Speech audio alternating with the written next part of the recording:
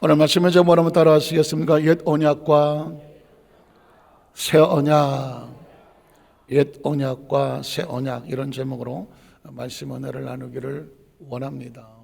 혹시 여러분 사랑의 고백을 어떻게 하셨을까 질문하면 기억나실까요? 가끔 드라마에 보면 유명한 사랑에 대한 명언들이 나오죠. 예를 들어서 예전에 다모라고 하는 옛날 우리나라 이제 사극 속에 나왔던 유명한 구절이 있어요. 혹시 기억하실까요? 아프냐? 우리 교회 성도님들은 그냥 기도하고 말씀 이런 거밖에 안 보고 거의 성경만 보는데 목사님 그런 거 물어보면 골치 아픕니다. 그런 분위기예요. 그죠? 혹시 아세요?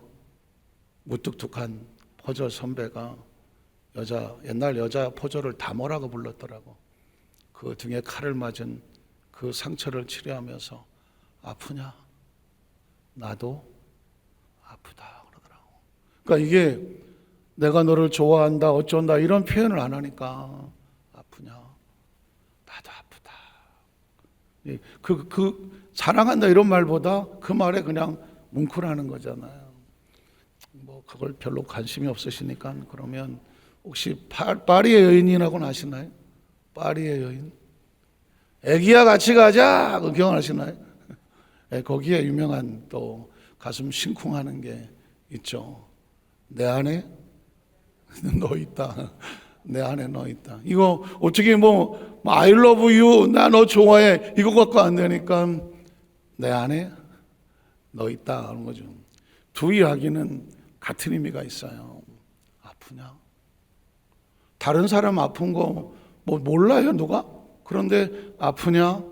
그런데 내가 사랑을 하면 그 아픔이 어디 들어오는 거예요? 내 안에 들어오는 거예요. 제가 그런 얘기 했었죠. 세상에 제일 힘든 게 뭐냐면 자식이 아파서 우는 거더라고. 제가 웬만하면 하나님 앞에서 날마다 울어도 웬만하면 사람들 문제 가지고 울지 않거든요. 워낙 연단을 많이 받아서. 그런데 자식이 병원에 누워서 아프다고 하니까 이건 어떻게 할 줄을 모르겠더라고. 왜냐하면 그 자식의 아픔이 내 아픔이니까. 그건 왜 그럴까요? 사랑이겠죠. 사랑이란 뭐냐면 밖에 있는 게 어느 날 내 안에 들어오는 거야. 그래서 그 얘기를 하는 거죠. 아무 상관없는 사람이 아프면 어떻게 동정할 수는 있겠지. 그러나 내 자식 아픈 것처럼 처절하게 자존심이고 뭐고 체면이고 뭐고 펑펑 우는 건 사랑이기 때문이잖아요. 아프냐? 나도 아프다. 이 얘기는 너는 나의 밖에 있지 않고 내 안에 있다라는 얘기입니다. 그렇죠? 그걸 대놓고 하는 얘기가 뭐예요? 내 안에 너 있다거든요. 사랑이란 뭐냐면 밖에 있던 사람이 어느 날 내 안에 들어오는 거예요. 어쩌다 마주친. 오늘 별거 다 하네요. 그죠? 옛날 송건매라고 하는 구창모. 그대 모습이 내 마음을 요건 좀 그래도 유행을 드셨네. 사로잡아 봤대. 어쩌다 마주쳤는데 어쩌다 마주친 사람이 한둘이에요. 어쩌다 마주쳤는데 그의 모습이 내 마음을 사로잡아 버렸대. 그 얘기는 뭐예요? 밖에 있던 사람이 내 마음속에 들어와서 나를 가득 채운 거예요. 그러니까 세상은 두 종류예요. 밖에 있는 사람과 내 속에 들어와 앉아있는 사람 두 가지더라고. 혹시 아세요? 신앙도 그래요. 예수 믿지 않는 사람들은 예수를 몰라요. 4대 성인을 쓰시오. 그럼 부처, 공자, 마호멧, 예수에서 옛날 역사 속에도 나와요. 그건 그냥 내 밖에 있는 사람이에요. 나 예수 알아 하는 사람은 예수님이 밖에 있는 존재라고요. 내가 예수를 믿는다?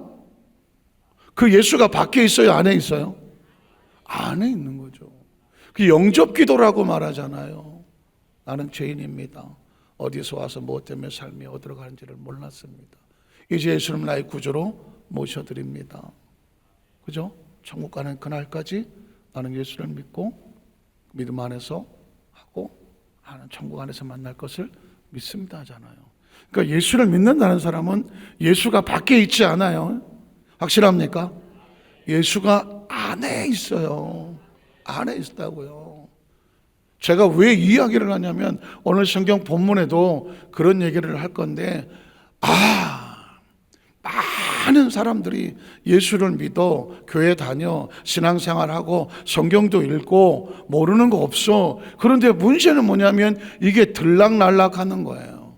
스스로 자기 안에 성령님이 계시고 말씀이 있고 계명이 있고 하나님의 약속이 있고 은혜가 있다는 사실에 대한 확신이 없는 거예요. 그래서 기도하기 전에는 뭐 아무것도 안 보는 것 같다, 기도하면 그런 것 같다, 눈 뜨면 또 없어지고 그런 것 같지 않아요? 자, 오늘 성경 본문에 들어가면 언약에 대한 이야기를 할 거예요. 옛 언약은 뭐냐면 모세가 시내산에서 돌판을 들고 내려왔어요. 십계명이 돌판에 써 있었어요.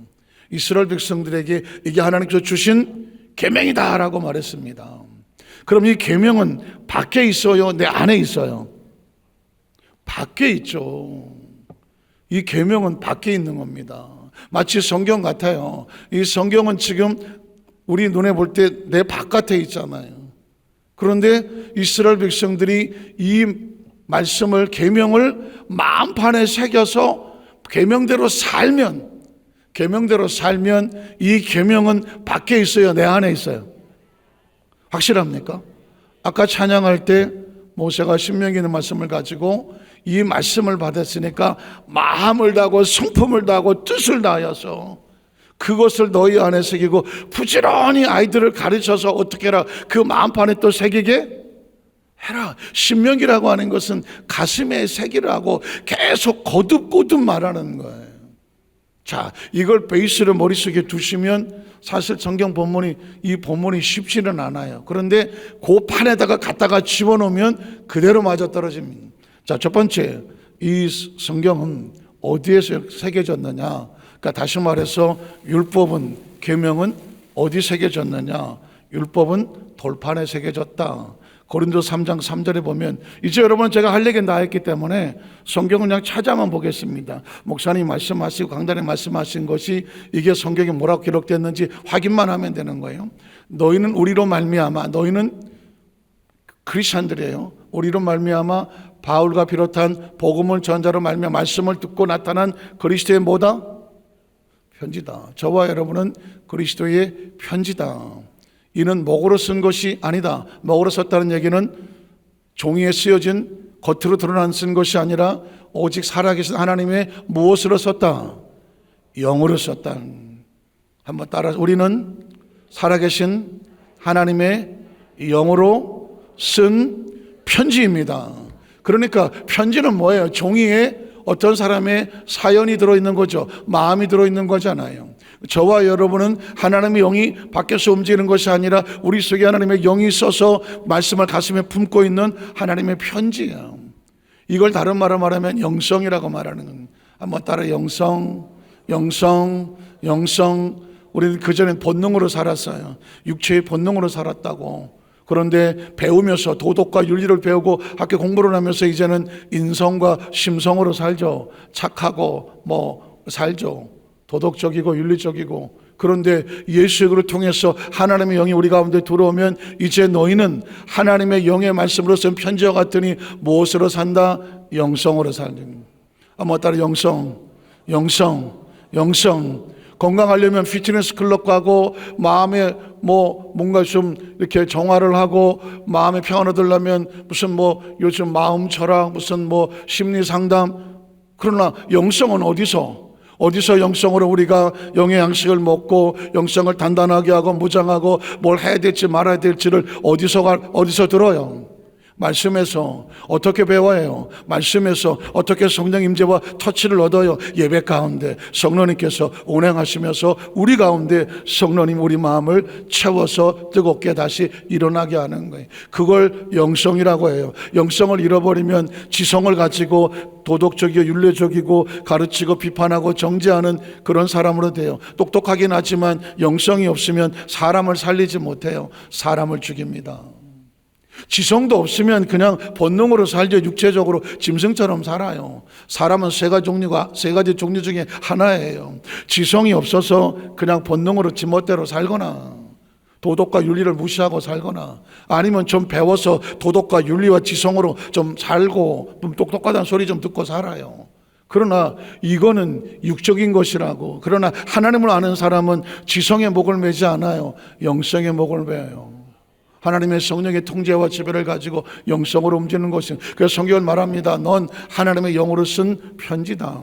또 돌판에 쓴 것이 아니다. 다시 말해서 율법의 계명에 쓰여진 것처럼 말씀이 밖에 있지 않다. 하나님의 말씀이 밖에 있어서 알기는 뚫어지게 알아도 이 말씀이 내 안에 들어서 말씀대로 살지 않으면 여전히 말씀의 돌판은 바깥에 있는 거예요. 그래서 율법은 돌판에 새겨진 것이다. 그러나 우리는 어떻게 마음판에 새겨졌잖아. 자, 새 언약은 그래서 사람의 마음에 새겨졌다. 아까 3절의 마지막에 보면 너희는 뭐예요? 돌판에 쓴 것이 아니고 육의 마음판에 쓴 것이다.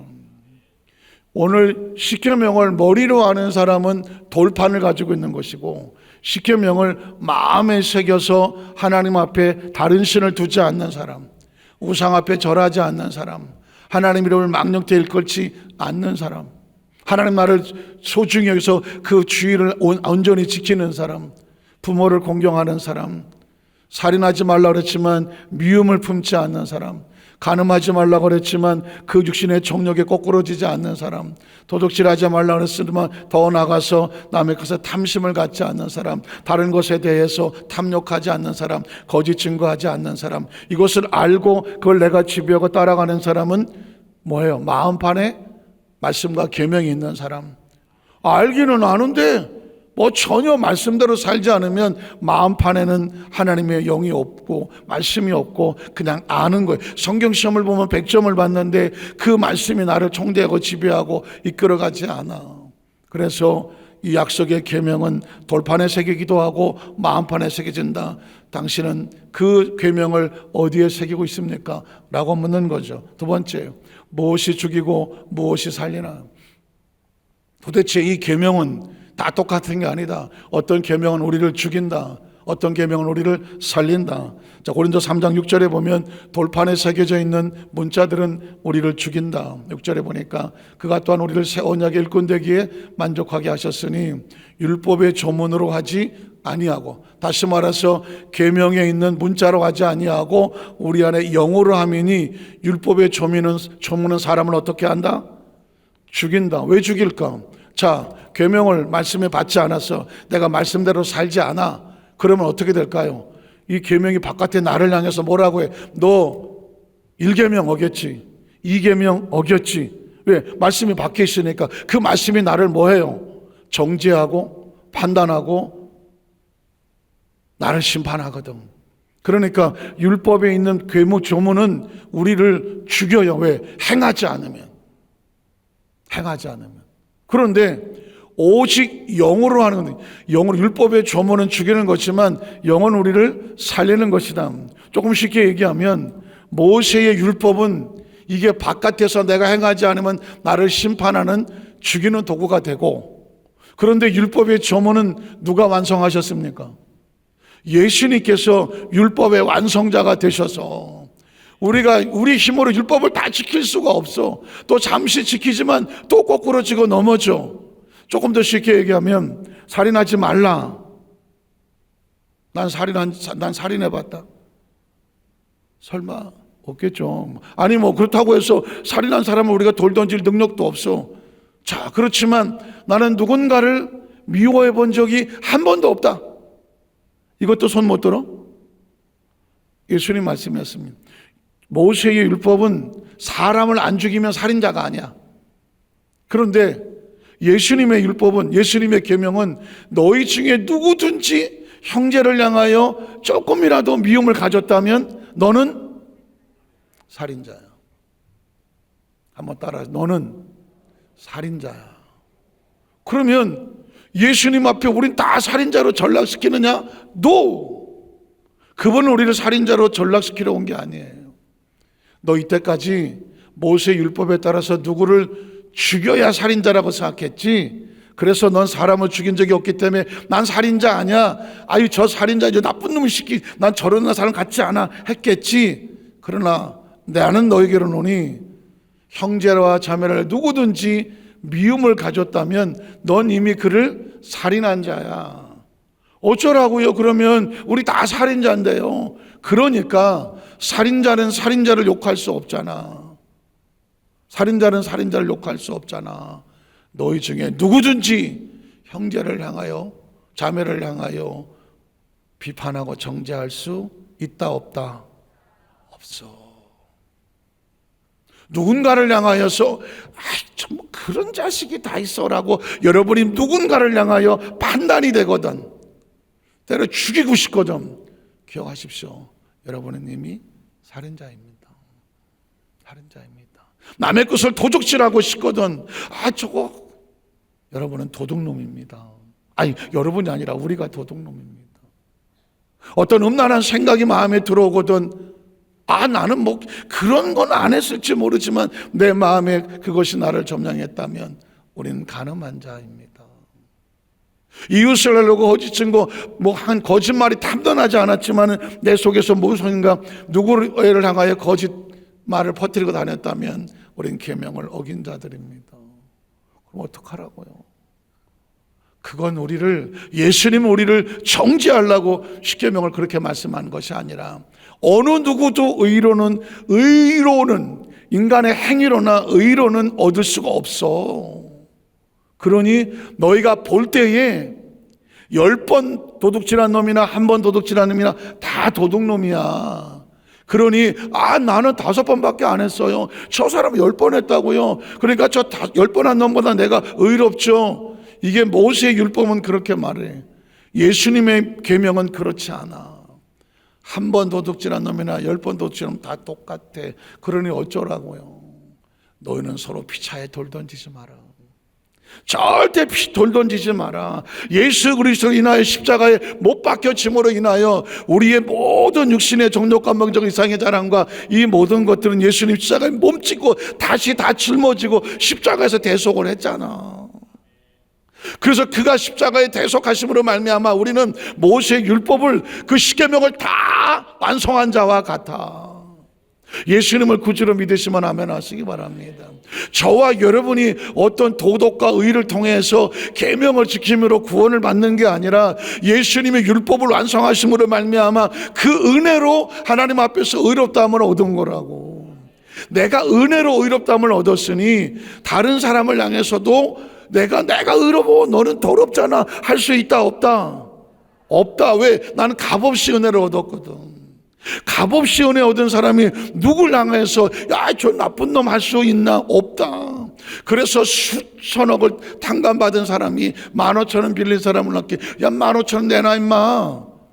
잡아다가 감옥에 넣었다가 주인이 와서 내가 너한테 수천억을 탕감해 줬는데 너 15,000원 그것도 용서 못 해갖고 그걸 잡으려고 감옥에 넣냐? 이 나쁜 놈아, 너 다시 갚아라. 감옥에 집어넣었다고 성경에 예수님 비유했잖아요. 그러니까 이 땅에 존재하는 이 모든 진짜 크리스천들은, 리얼 크리스천들은 서로를 향하여 돈 던질 수 있다 없다? 없다. 요한복음 8장에 현장에 가늠한 여인은 그래서 나오는 거예요. 현장에 가늠한 여인은 사람들이 쫓아와서 예수님에게 당신은 하나님의 아들이라고 말하고 하나님의 말씀을 말한다고 하는데 모세의 계명에, 7계명에 가늠하지 말라, 가늠한 자는 돌로 쳐서 죽여라 했습니다. 우리가 이 여인을 현장에서 가늠한 걸 잡아왔습니다. 이 여인을 모세 율법에 따라서 돌로 쳐서 죽이려고 합니다. 사랑을 말하는 당신은 뭐라고 말하겠습니까? 라고 말했습니다. 예수님을 코너에 몰려고 하는 거죠. 모세의 율법이 그렇다면 죽이시오 그랬다면 그 사람들의 요구에는 맞을지 모르지만 아니 뭐 사랑하라 뭐 마음을 다하고 성품을 다하고 뭐 하나님 사랑하고 이웃 사랑하고 맨 사랑을 요구하더니 아니 이 죄인은 뭐 돌로 쳐 죽이라고? 뭔 사랑이야? 예수님을 코너에 몰죠. 아니면 무슨 소리요? 무슨 소리요? 우리는 이 죄인이라도 용서해야 됩니다. 돌 던지면 안 됩니다. 사랑하십시오. 그러면 유대인들을 향하여서 야, 이 사람 뭐 사랑 어쩌고 하더니 모세 율법과 계명을 무시하는 사람이네. 이러지도 못하고 저러지도 못하는 코너에 걸린 거예요. 아마도 바리새인들과 서기관들은 이렇게 말했을 거예요. 너는 외통수야. 바둑에서 말하는 외통수야. 할 수가 없어. 이건 이젠 큰일 났어. 그때 여러분 아시는 것처럼 예수님께서 너희 중에 죄 없는 자가 돌을 던져라. 조 목사님 그 전에 강의하실 때 보면 먼저 바닥에 엎드려서 뭘 쓰셨다. 뭘 썼다는 말은 없지만 예수님께서 아마도 십계명을 쓰지 않았겠느냐. 그래서 그 옆에 지켜보는 사람들도 그렇지. 십계명, 칠계명을 그렇게 쓰는 걸 보니까 돌로 쳐서 죽이라 그러겠네. 그러면 당신이 말했던 사랑은 물거품이야. 의기양양했는데 십계명을 딱 쓰신 다음에 너희 중에 죄 없는 자가 돌을 던져 먼저 치라고 말했습니다. 그러면서 다시 엎드려서 글을 쓰셨다. 그 글은 뭘 썼을까? 그 사람의 숨겨진 죄들을 다 쓰셨을 거다. 그러고 보니까 이 돌에 맞아 죽을 사람이 누구예요? 누가 먼저 돌에 맞아야 돼요? 내가 먼저 맞아야 돼. 왜? 가늠하지 않은 놈이 어디 있어? 다른 사람 남 면보지 않은 사람 어디 있어? 도둑질하지 않은 놈이 어디 있어? 거짓말하지 않은 놈이 어디 있어? 이래저래 안식일 범해서 딴짓하지 않은 놈이 어디 있냐고. 남의 거 훔쳐가고 뭐 닦지 않은 놈이 어디 있냐고. 다 죄인이더라고. 그러니까 그 사람들이 아차 싶어서 어떻게 돌을 다 내려놓고 다 도망갔다. 예수님만 남았다. 예수님이 하신 말씀 기억하세요. 나도 너를 정죄하지 아니하노니. 이유가 뭐야? 나는 정죄하려고 온 게 아니야. 하나님이 세상을처럼 사랑하 독생자를 주셨으니 이를 저를 믿는 자마다 구원과 영생을 얻게 하러 온 거지. 정죄해서 이 나쁜 놈아 시게 너도 죽고 때려잡으러 온 게 아니고. 그러면 심판은 누가 해요? 심판은 스스로 하나님 계명을 얻어 나가면, 저 바깥 나가면 비 오는 것 맞는 것처럼 말씀 밖에 나가면 하나님과 단절됨으로 스스로 심판받은 것과 같은 거야. 아시겠습니까? 오늘 이 이야기는요, 우리가 이 땅에 신앙생활하면서 내 안에서 끊임없이 독바섯처럼 끓어오고 있는 이 율법적인 이 사람은 누구나 이 율법적인 의가 있거든요. 그래도 내가 너보다는 좀 착하다. 내가 우리 교회에서 제일 착하다. 우리 교회에서 내가 기도 제일 많이 한다. 내가 성경을 제일 많이 읽는다. 뭔가 나는 좀 다른 것 같다. 있습니까? 그럴 수 있어요. 왜 없겠어? 나보다 못한 사람, 여전히 뭐 시험 들어서 뭐 누그러져 있는 사람, 뭐 교회도 왔다 갔다 하고 이런 사람들 보면 아유 저거 언제 크나 그럴 수도 있잖아요. 그렇지만 다 내비둬라. 그 사람은 그 사람의 길을 간다. 너는 나를 따라. 하나님과 나와 신앙은 1대1이야. 그리고 누구를 향하여 돌 던지고 뭐 판단할 필요 하나도 없어. 문제는 나한테 있는 거예요. 내 눈에 뭐가 좀 못마땅해 보이면 그 사람이 잘못한 게 아니야.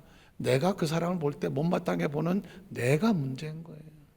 저 때려 죽이고 싶은 놈이 있으면 때려 죽일 죄는 그 사람이 졌는지 모르지만 그건 하나님과 그 사람과 관계고, 내가 저놈을 때려 죽이고 싶은 것은 내 감정의 문제예요. 내 판단의 문제라고. 이해가 되시겠어요? 예수님께서 왜 이렇게 말씀하셨을까? 우리 중에 한 사람도 큰 은혜로 말미암아 그 십자가 완성된 은혜를 입은 사람이 혹시라도 그 은혜를 그저 얻어갖고 그냥 까맣게 잊어버리고 율법적이 그걸 내 의인 줄 알고 바깥에 나가서 돌판에 적혀있는 그 율법을 들고 바깥으로 나가갖고 야 계명해봐 하며 상대를 판단하고 비판하고 정죄할까 봐 한 영혼도 잊어버리지 않으려고 너희는 계명을 그리고 이 편지를 영으로 받은 거다. 그래서 앞으로 계속 이 계명을 다른 사람을 판단하고 도덕과 윤리로 판단하면 너만 죽는 게 아니라 그 사람도 죽는 것이고 너는 그걸로 산 게 아니라 영으로 살았으니 율법의 조문은 죽이는 것이고 영은 뭐 하는 거다? 살리는 거다. 말씀을 정리하기를 원합니다. 많은 내용을 한꺼번에 하는 것도 뭐 중요할 수가 있겠지만 저는 한 가지만 꼭 기억하셨으면 좋겠습니다. 한번 따라하실까요? 내 안에 너 있다. 예수님 우리한테 그렇게 말하죠. 너희가 내 안에, 내가 너 안에. 그렇잖아요. 포도나무와 가지는 끊어진 관계가 아니라 가지가 아프면 줄기도 아프고 뿌리도 아프고 우리가 아프면 예수님도 아프고 이해하십니까? 그리고 네가 아프냐? 나도 아프다.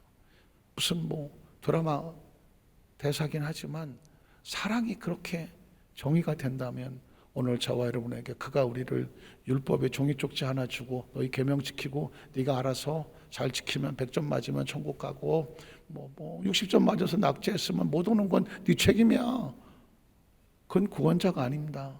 그건 우리를 테스트하시는 분이지.